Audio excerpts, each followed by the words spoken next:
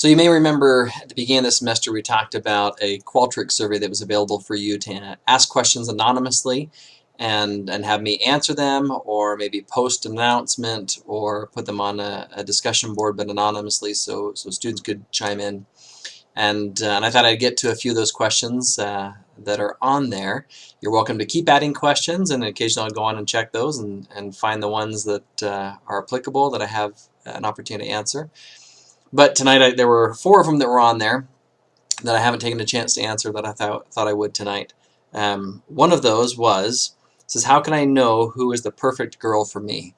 This is probably the easiest question because I'm going to be taking the easy out on it for right now and say hopefully that's a lot of what you are learning and will continue to learn this semester as we talk about the RAM model, for example, talk about soulmates and you know how that view is. So that's what I'm actually probably maybe at best going to circle back around to later in the semester, or post for the class to kind of chime in on later in the semester, because hopefully that's a little bit of what you're learning. Certainly all I guess would say at this time is the term perfect girl is probably a good thing, or if the opposite gender is asking the perfect guy, same kind of thing, to realize that there is no perfect girl or perfect guy out there, and the fact that both they're not perfect, and in the fact that the church has kind of made comments about the fact that we don't have soulmates, and that there's not this one perfect person for you, which adds a ton of pressure if that's how you view it. But maybe the better word instead of perfect would be the right person for me, to marry the right person in the right place in the right time kind of idea. So circle back to that one later in the semester maybe.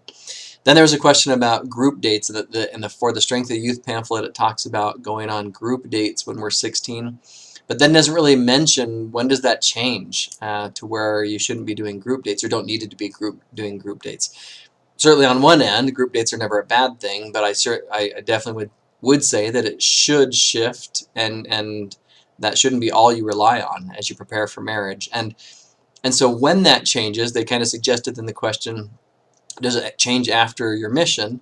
And that may be one way to look at it, although we still have to answer it for those that don't serve a mission. To me, it changes when the purpose of your dating changes from in the teen years, where you're maybe learning some social skills, relationship skills, learning how to control our passions and appetites, preparing for marriage, learning some of that. But generally speaking, not to say that some don't find their eventual spouse during their teen dating years, but that shouldn't be kind of the primary focus of your dating experience, which is why you go on group dates to keep with church standards a little easier, and because you can still fulfill your purpose of dating in group situations. But as you shift into adulthood, I would say, then post high school or post mission, depending on your experience, then your dating shifts in purpose, and now you are looking for that spouse. And as you're looking for that spouse, then I think it's appropriate to at least have some of your dates not be group dates. So you have that chance to see how you interact one-on-one and have a much more personal and intimate connection. And hopefully have learned through maybe your earlier years how to handle those passions and desires that you have with appropriate boundaries through safe group dating, and now you have to learn how to keep applying those in one-on-one dating experiences. So it's my thought on that question. And then another question was, what if you're in a marriage and not sealed in the temple, and one spouse wants to get sealed and the other spouse does not? And the question was, is there any way for that one spouse who wants to be sealed to receive those blessings so that they can gain entry into celestial kingdom? And without a doubt, no question in my mind, the short answer would be yes. There is a way. That, however, doesn't necessarily mean maybe in this life. And I think to understand the answer to that question, we need to be confident in the fact that our progression does not stop at the end of this life. And so, yes, there is a way. There may be some prayer and fasting and softening in hearts that allows that individual to get sealed to their spouse eventually, if their spouse does come around to that idea. But I'm certainly confident if we live a righteous life and do all we can and have a heartfelt desire to gain that blessing, and yet can't because you're in a marriage and faithful to that marriage, and yet your spouse does not desire to get sealed, that the opportunity will arise after this life. How that'll work out, I certainly don't know. Whether that means your spouse will come around and you'll be sealed, or what'll change in the eternities as far as your opportunities. But I certainly am confident that no one who has a righteous desire to receive all the blessings will be held back from that if they're doing everything they can. I would basically compare it to someone who is doing all they can to get married, and in this life end up not having that opportunity. Um, Sister Sherry Dew, for example, an amazing sister, wonderful leader, gave a great devotional at BYUI not long ago, has not been married, and certainly I would never doubt that she'll have those opportunities and all the opportunities for all the blessings of eternal salvation in this life or the life after.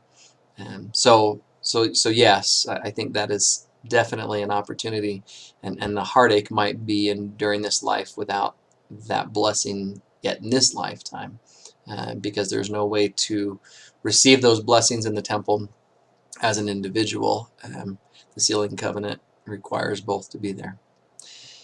Then the last question to answer was about sexual intimacy, and generally just stated the fact that in this person's opinion, the church does a lot to prepare individuals for marriage, but not a lot to prepare for sexual intimacy in marriage. We talk a lot about what is inappropriate with sexuality, particularly prior to marriage, and a lot of times, and I would agree with this, unfortunately, it's talked about more as a taboo topic. That even when we're talking to married individuals, I've done some firesides, for example, with my work at LDS Family Services, where I'll be invited out to talk to adults about sexual intimacy. And it's kind of an interesting experience where people are kind of surprised or uncomfortable with the idea of even using the word sex. And most of us are probably pretty uncomfortable with that.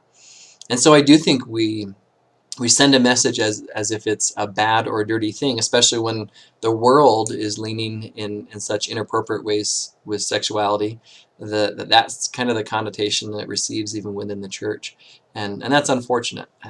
Obviously, we still want to believe in the values and morals and the boundaries, and that shouldn't change. But I think we can continue, and I do think that the church is doing better, and they have put forth resources, which I'll mention in a minute. But do better to talk about sexual intimacy as a wonderful thing. That's not that it's wrong, but its misuse can be wrong. But that it's a fantastic blessing, a desire that was given to us by our Heavenly Father, and that those desires and passions aren't wrong at all. And then the question went on to ask, how can we make sexual intimacy in our marriage more of an intimate experience, more of a personal, or more of a spiritual experience, allow more of a connection between couples and not just a physical experience. That probably is a much longer answer than I can give here, and I would be tempted to talk more about that topic than I probably should take time to do so here, just for the sake of how long this announcement will be. But I will say I did want to share a couple things. One of those would be a quote by an LDS therapist, Dr. Sean Brotherson. It was in an article called in the Meridian magazine, and I apologize, I don't remember the name of the article exactly. I want to say it was Sexual Stewardship in Marriage, I think is the name of the article. He said, "I well remember a long conversation with my mother and my aunt about these questions one evening, as I had been reading a book on intimacy and marriage, and I'd asked what that experience was really supposed to be like. My mother laughed and said that sometimes it was fun, sometimes it was comforting, sometimes it was romantic, sometimes it was spiritual, and sometimes it was just a willingness to love. I still think that's about the best answer I've ever heard on that question." And I think that's a fantastic answer as well.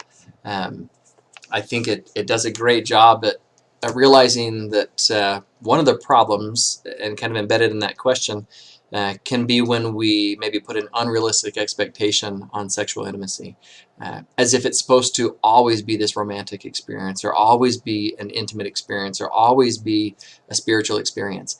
And yes, all of those things are possible and hopefully present in various sexual experiences in marriage, but that doesn't mean every experience is going to live up to that level, and that's okay. as you said, even sometimes it's just a willingness to love. Maybe where one spouse isn't necessarily desiring sexual intimacy, but not in a coercive way, but is willing to engage to express that love to their partner. And other times it might be a much more exciting or fun or spiritual or romantic.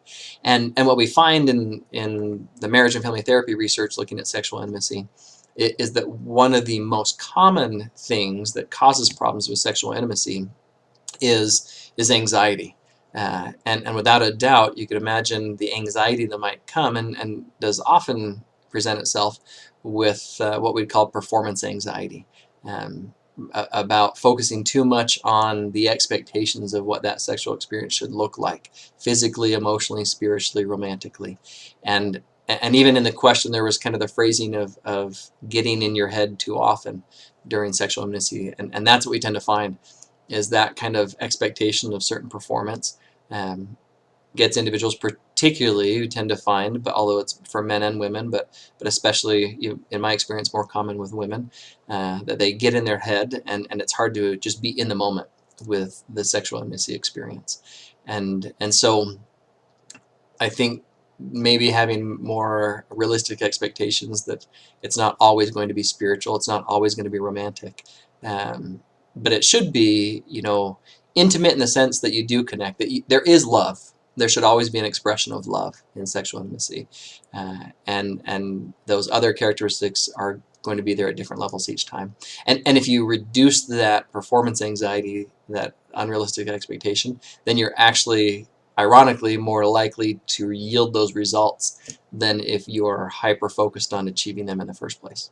So that's what I'd share on that one, as well as just a couple other thoughts as far as well, actually, one before the resources is Dr. Gottman, John Gottman. If you take the FAML-200 class, the marriage class, you'll read one of his books, and his research would show, and he's one of kind of the preeminent researchers on marriage and family currently, and his research shows that the biggest predictor of a satisfying sexual relationship for both men and women is the quality of friendship in that relationship. So another great way to achieve those goals that you have for sexual intimacy is build the friendship. He's been known to, Dr. Gottman's been known to say that everything in a relationship is foreplay, and that foreplay is primarily something that happens outside the bedroom. And so building up that friendship, that relationship is what reduces anxiety and improves sexual satisfaction. And he has some good information that you can read on that's appropriate in his 7 Principles book and some other sources. But as far as sources, though, there are a couple others that I thought I'd point out. One of those is by Dr. Laura Brotherson, as far as I know, not related, certainly not the spouse of Dr. Sean Brotherson that I mentioned earlier. Dr. Laura Brotherson wrote a book called And They Were Not Ashamed, particularly focused towards women, and kind of this idea of the fact that sex is talked about as a dirty or taboo thing, and that sexual desire is bad, and has some good information to challenge that, and very appropriately help a couple work on nurturing a positive sexual relationship. And there are a number of other LDS books in there as well, and maybe at some point if I do a written post, I'll put those in too. But the other resource that you should be aware of is the church does have on the overcomingpornography.com website, at least that's, I know, one way to get to it. If you scroll down, where they talk a lot about pornography on there, but also just talk about teaching about healthy sexuality. There are some links to additional resources, including 4 or 5 family home evening lessons that the church has developed in the last couple of years or so. That particularly they may not be towards a couple on how to develop their sexual relationship, but back to that concern and question that there's nothing done to prepare people and talk more about sex in a healthy way, then those are some good lessons to look at and maybe review to see where they might fit for your family. So I hope those are some helpful answers or thoughts, probably better stated because I don't have the preeminent answer on everything here, but some thoughts on the questions that were posed. Continue to post those, and I'll look them over and try and continue to give helpful information. Thank you.